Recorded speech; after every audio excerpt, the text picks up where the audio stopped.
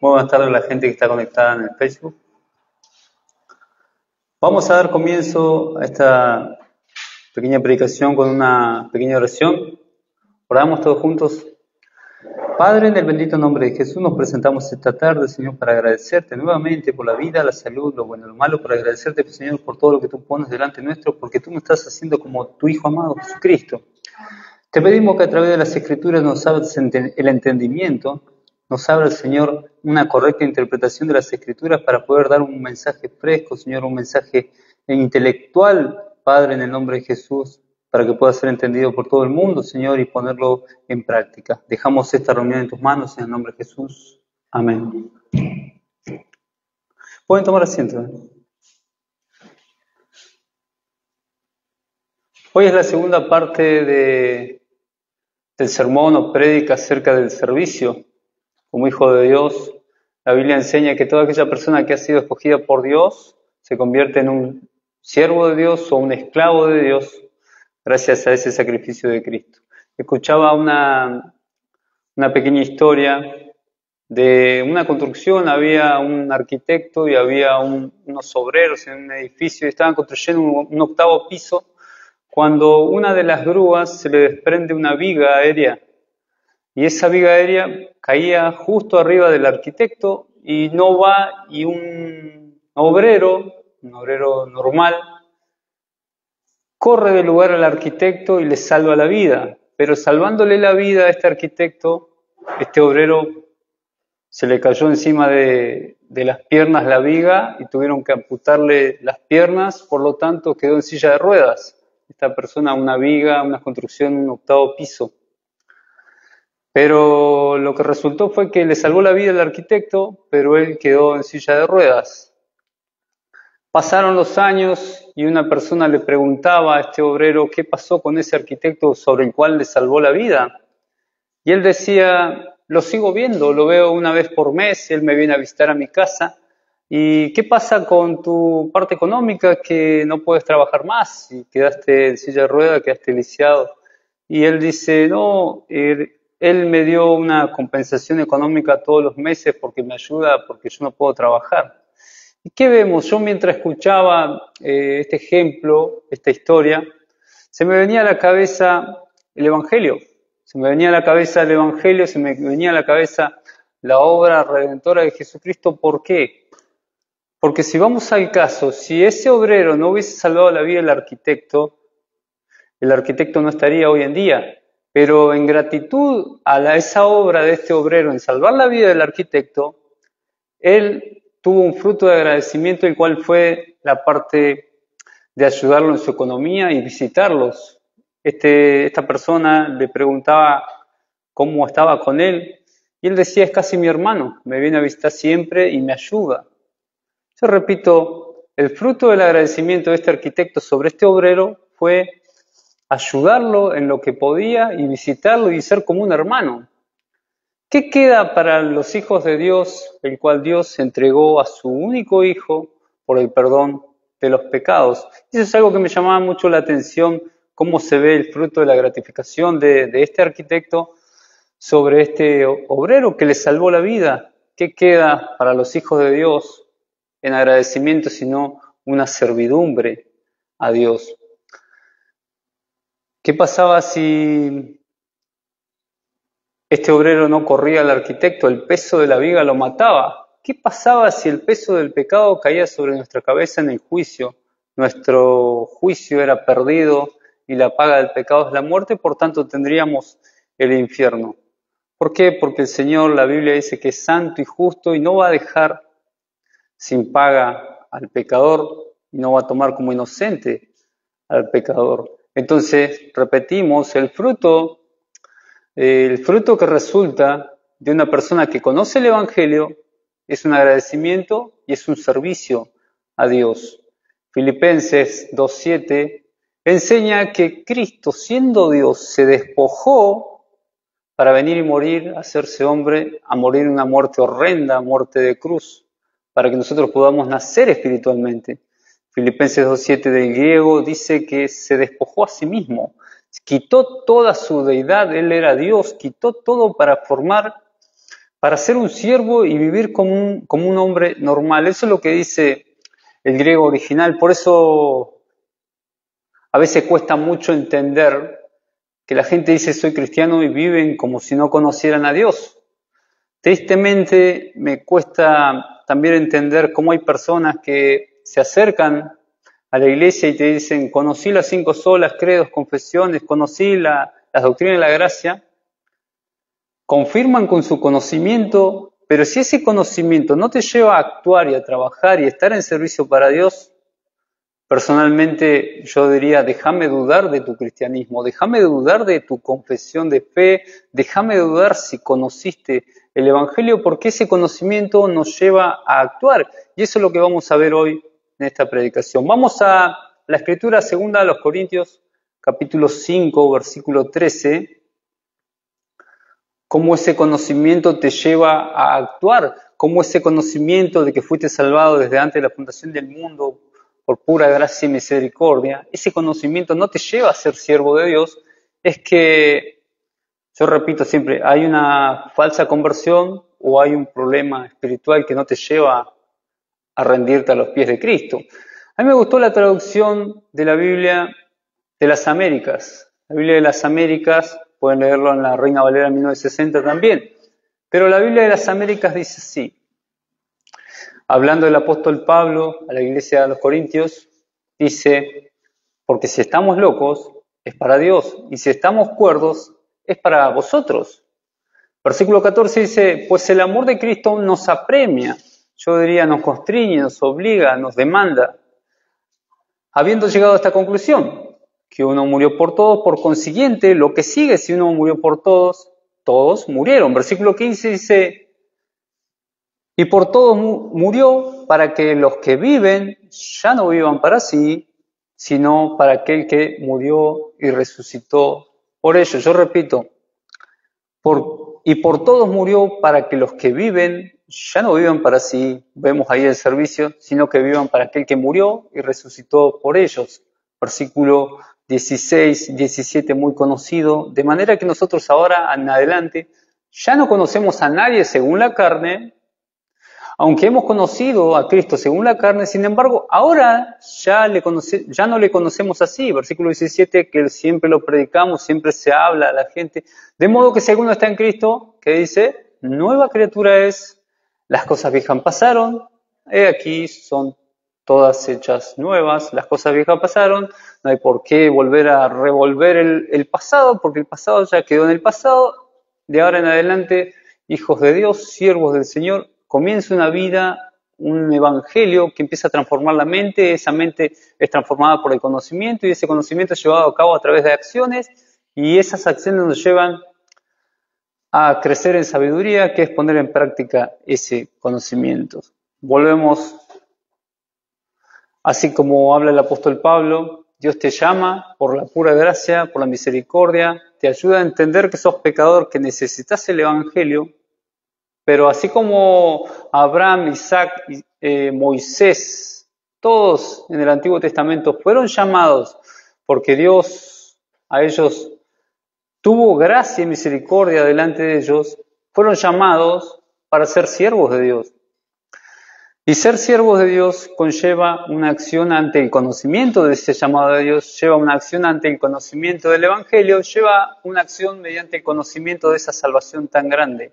Eso te lleva a poner la palabra por obra, eso te lleva a congregarte, a ser edificado, eso te lleva a llevar el Evangelio de Jesucristo y eso te lleva a ayudar a los hermanos en la iglesia.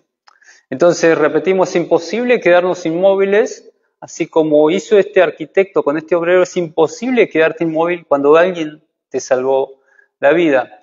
Proverbios 27, 5 y 6 dicen algo muy lindo que a veces a la gente no le gusta que le digan, pero este no es un mensaje para alguien que quiere quedar bien con alguien, sino es un mensaje para que entendamos que somos llamados como hijos de Dios a ser siervos de Dios.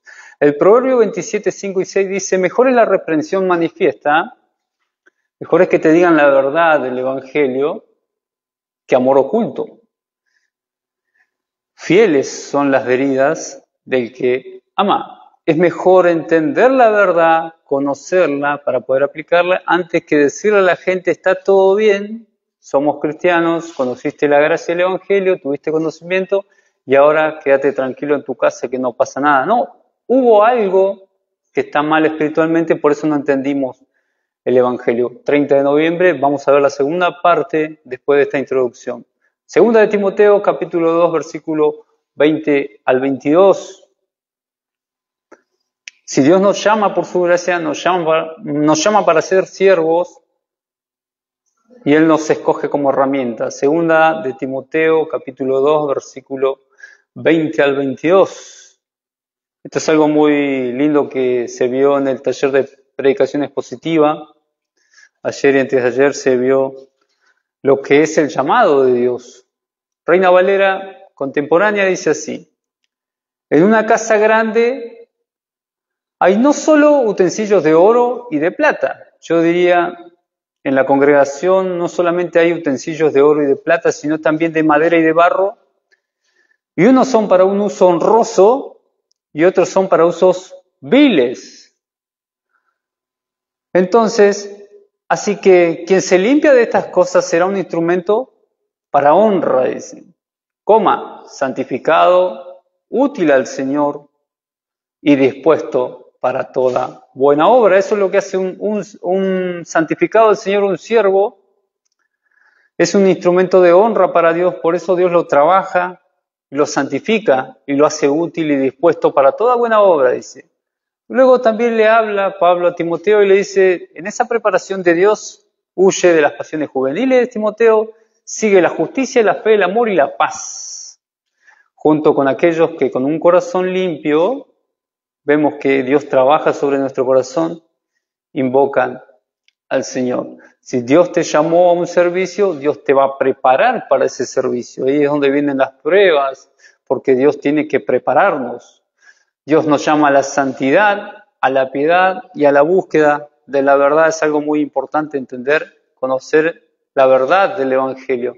Dios te llama a servir con un corazón puro, un corazón íntegro, un corazón seguro. Vamos al Antiguo Testamento, Nehemías, capítulo 1, versículo 4 en adelante, que la predicación de hoy se ve acerca de cómo debemos servir al Señor. Si ya conocimos el Evangelio, la gracia, la salvación, que es por la fe en Cristo Jesús y esa cruz tan grande, esa sangre que pagó por el precio de nuestros pecados, ¿cómo debemos servir al Señor? Nehemías, capítulo 1, versículo 4. El nombre Nehemías significa Neheya, consuelo de Yahvé. Y vamos a ver por qué era Nehemías el consuelo del pueblo de Dios. En el Antiguo Testamento, luego que pasamos de los libros de Crónicas, de Reyes, encontramos Esdras, encontramos Nehemías. Nehemías, vamos a hacer una pequeña introducción. En el año 20 del reinado de Artajerjes, allá en el 456 a.C., comienza la historia que es muy interesante entender que la arqueología habla que se descubrieron el palacio de Artajerjes, las tablillas, el cementerio, inscripciones, monedas de oros, el palacio de Persépolis. Y es algo hermoso entender que cuando buscamos la verdad, entendemos las Escrituras, vemos que los mismos libros de historia universal nombran a Dios y nombran estos reyes, y la Escritura nombra a estos reyes, y los libros de historia universal nombran los siervos de Dios en la historia, así como también habla de Esdras y estos reinados. Así que cuando te digan por qué la Escritura es la palabra de Dios, este es un pequeño argumento de que la historia va de la mano de la Escritura. La historia va de la mano de la Escritura, y para poder ver la historia podemos ver un libro de historia universal o podemos ver las Escrituras. El Antiguo Testamento narran toda la historia de los reinos y los reyes que fueron sucediendo. Yo repito, la historia va de la mano de la Escritura. Entonces, por allá por el año 607, 586 a.C., Dios utilizó el reino babilónico como juicio contra Israel. Por los pecados de idolatría y rebelión, Dios utilizó a Nabucodonosor para ir en contra del pueblo y llevó varias veces los ejércitos de Nabucodonosor contra el reino de Judá, tomando miles de judíos cautivos, dejando una Jerusalén en ruinas, y esto era profetizado al pueblo judío que luego de la cautividad, tras 70 años, se iba a cumplir la renovación del pueblo de Jerusalén. Año 537 del rey Ciro de Persa autorizó a los judíos a volver para poder reconstruir la ciudad. Nehemías capítulo 1, versículo 4, Nehemías, este siervo de Dios, cuando nosotros hablamos de Nehemías, lo primero que se viene a la cabeza es servicio. Porque Nehemías, hijo de Acalías, era el copero del rey Artajerjes. Recibió la noticia de la destrucción de la ciudad, la destrucción del pueblo, quemaron las puertas del pueblo, los muros fueron destruidos, y Nehemías lloró profundamente con la noticia pidiéndole a Dios guía por lo que estaba sucediendo. Y le pide al rey Artajerjes permiso para ir a Jerusalén, reconstruir los muros. Nehemías llega a Jerusalén, inspecciona los muros, las puertas dañadas. Nehemías recibió adversarios como Sanbalat, Tobías. Y Nehemías organizó al pueblo de Jerusalén, asignó tareas, movilizó, reconstruyó los muros. Siempre se dice que con una mano tenían en la palabra y el otro la espada por los adversarios. Pero esto que hizo el copero era un servicio para Dios. Nehemías capítulo 1, versículo 4 dice así. Cuando oía estas palabras me senté y lloré, dice Nehemías, e hice duelo por algunos días y ayuné y oré delante de Dios de los cielos. Y dije, te ruego, Jehová, Dios de los cielos, fuerte, grande y temible, que guarda el pacto, la misericordia a los que aman y guardan tus mandamientos. Versículo 6 dice así. Esté ahora atento a tu oído y abierto tus ojos a oír la oración de tu siervo, que hago ahora delante de ti día y noche por los hijos de Israel, tus siervos, y confieso los pecados de los hijos de Israel que hemos cometido contra ti. Yo y la casa de mi padre hemos pecado. Versículo 7. En extremo nos hemos corrompido contra ti y no hemos guardado los mandamientos, estatutos, preceptos que diste a Moisés, tu siervo.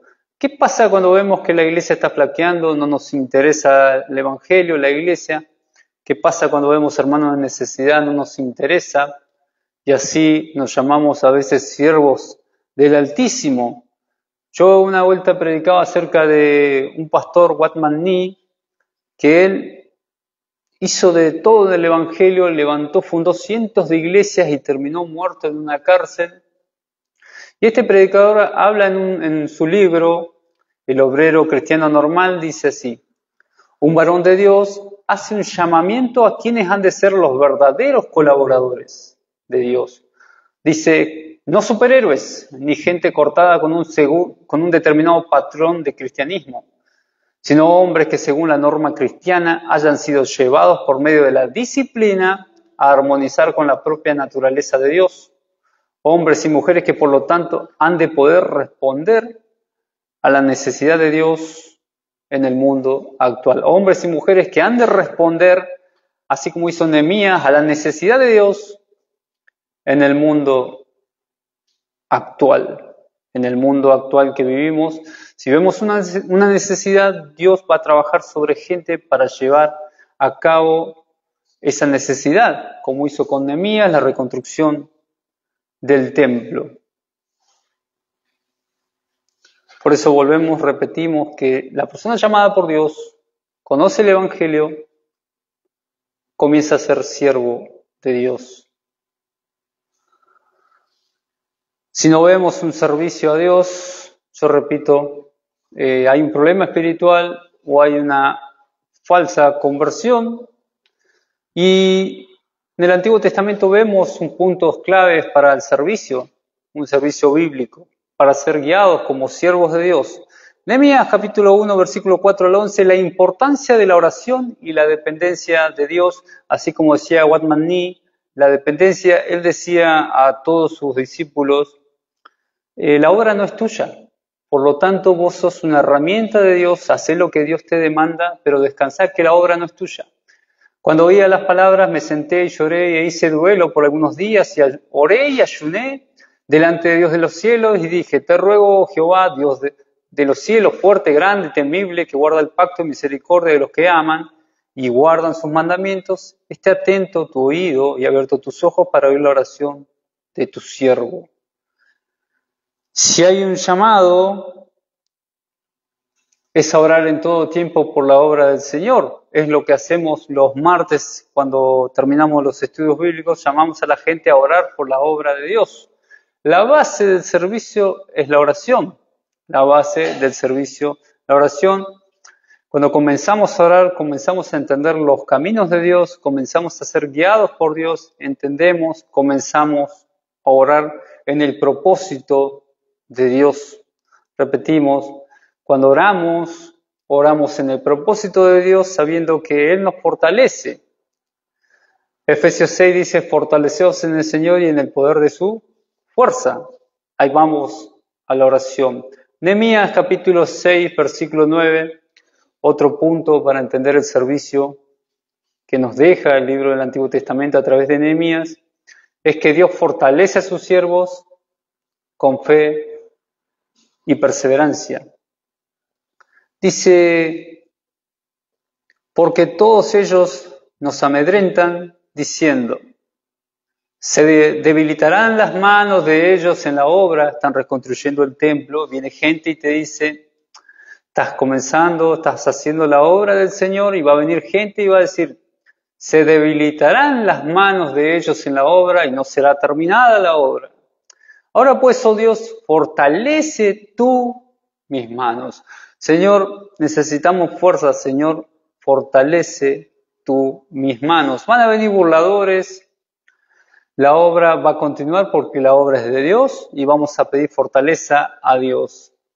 Jeremías 17:5 pidiendo fortaleza a Dios. Jeremías dice, maldito aquel que confía en el hombre, bendito aquel que confía en Jehová. Si oramos y buscamos los propósitos de Dios con preparación, con perseverancia, la Biblia dice que no vamos a ser avergonzados. Está en Romanos 10. Pero benditos los que confían en el Señor.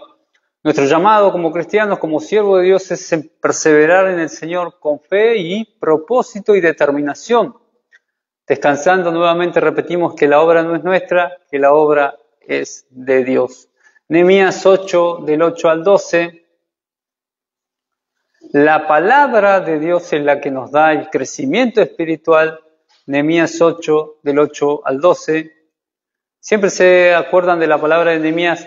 El gozo del Señor es nuestra fortaleza. ¿Qué decía Nehemías a la gente? Vamos adelante porque el gozo del Señor es nuestra fortaleza. Que el Señor ve que estamos haciendo su obra, ese es nuestro gozo. Repito, el gozo del Señor es nuestra fortaleza. Nehemías 8 dice así, la obediencia a la palabra de Dios lleva al crecimiento espiritual.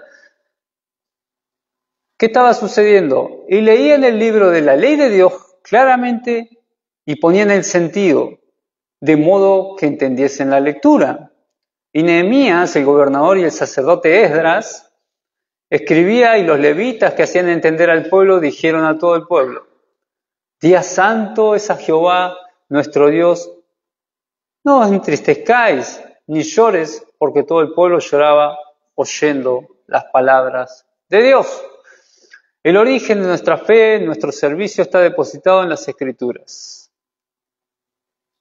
El origen de Centro Cristiano Reformado es las Escrituras, es descansar en el propósito de la verdad para continuar. Repito, el origen de la iglesia son las Escrituras. El Salmo 119, versículo 9 dice, ¿con qué limpiará el joven su camino? Con guardar su palabra. Lucas 11, 28, bienaventurados los que oyen la palabra y la guardan. Isaías, sécase la hierba, marchítase la flor, mas la palabra de Dios nuestro permanece para siempre. La base del crecimiento espiritual es la palabra. Palabra, poner por obra, crecimiento espiritual, crecemos en sabiduría. Nehemías 5, 14 al 19. Dios va a preparar a sus siervos y Dios va a demandar de los siervos dos cualidades, que eso también está en Efesios 4, pero Nehemías habla de dos cualidades, una que es la justicia y la otra es el temor de Jehová. También lo encontramos en Proverbios 1:7, el temor de Jehová es el principio de la sabiduría. Pero Nehemías dice así, Nehemías 5, 14 al 19. Nehemías habla de que Dios va a preparar a sus siervos en temor de Dios y justicia. También desde el día que me mandó el rey que fuese gobernador de ellos en la tierra de Judá, desde el año 20 del rey Artajerjes hasta el año 32, 12 años, ni yo ni mis hermanos comimos de pan del gobernador. Fíjese, temor de Dios y justicia. Pero los primeros gobernadores que fueron antes de mí abrumaron al pueblo y tomaron de ellos por pan y por el vino más de 40 siclos de plata, y aún sus criados se enseñoreaban del pueblo. Pero yo no hice así, dice, a causa del temor de Dios. También en la obra de este muro restauré mi parte y no compramos heredad, y todos mis criados juntos estaban allí en la obra. Versículo 17. Además, 150 judíos y oficiales y los que venían de las naciones que había alrededor de nosotros estaban a mi mesa. Y lo que se preparaba para cada día era de buey y de 6 ovejas escogidas. También eran preparadas para mí aves, y cada día vino en toda abundancia, y con todo esto nunca requerí pan del gobernador, porque la servidumbre de este pueblo era grave. Acuérdate de mí para bien, Dios mío, y todo lo que hice por este pueblo. Vemos que Nehemías dice, yo nunca comí pan del gobernador, no tuve que hacer nada, solamente tuve que tener temor de Dios y vivir en justicia. Temor de Dios es entender que Dios es santo, justo, y que no va a tomar como inocente al pecador. Y justicia es una vida de rectitud, es una vida de equidad, es una vida que buscamos la santidad, buscamos ser como Cristo. El Salmo 34:15 dice, los ojos del Señor están sobre los justos y sus oídos atentos a sus clamores. Proverbios 21:3, practicar la justicia y el derecho lo prefiere el Señor antes que los sacrificios, lo mismo que dice el Antiguo Testamento. Oseas, yo prefiero que me conozcan y pongan misericordia antes que maten cientos de animales en sacrificio. Entonces yo prefiero sacrificios de misericordia y no obras.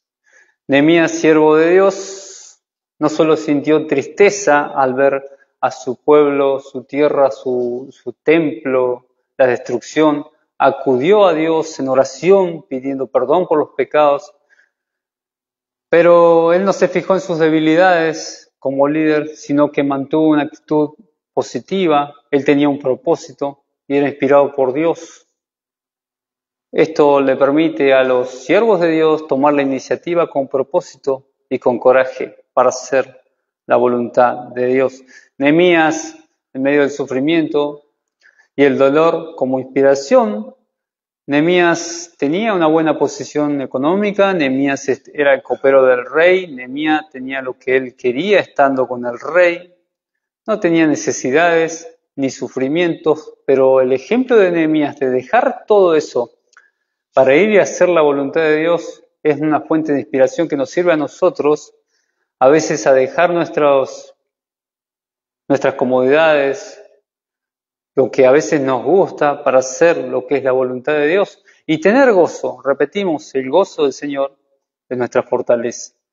La importancia que tenía Nehemías, él estaba seguro de lo que estaba haciendo, estaba seguro que estaba en la voluntad de Dios, estaba seguro porque él ayunó, porque él oró, buscó la guía. Él tenía una visión clara del llamado de Dios. Puntos para resaltar en Nehemías. el poder de la oración en Nehemías, buscar a Dios continuamente. Mi esposa hablaba de 1 Tesalonicenses 5:18, orar en todo tiempo y dar gracias al Señor. El poder de la oración lo vemos en Nehemías, cómo oraba y clamaba a Dios. Un liderazgo, porque Nehemías planificó todo, organizó, motivó al pueblo y junto al pueblo hicieron la reconstrucción del pueblo y del templo. Perseverancia, que esto es lo más importante, perseverancia ante la oposición, que se va a levantar gente y te va a decir eso no es correcto, eso no está bien, podemos hacer esto, podemos hacer lo otro, sin buscar la integridad cristiana.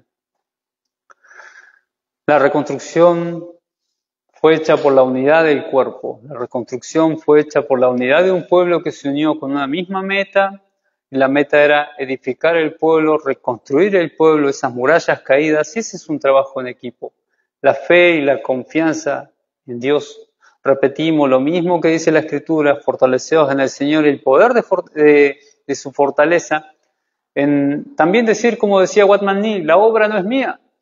Todo esto, Dios pone el querer como Él hacer, como su buena voluntad, y Él va a producir eso en cada una de las personas renovadas, que renuevan su mente y su corazón.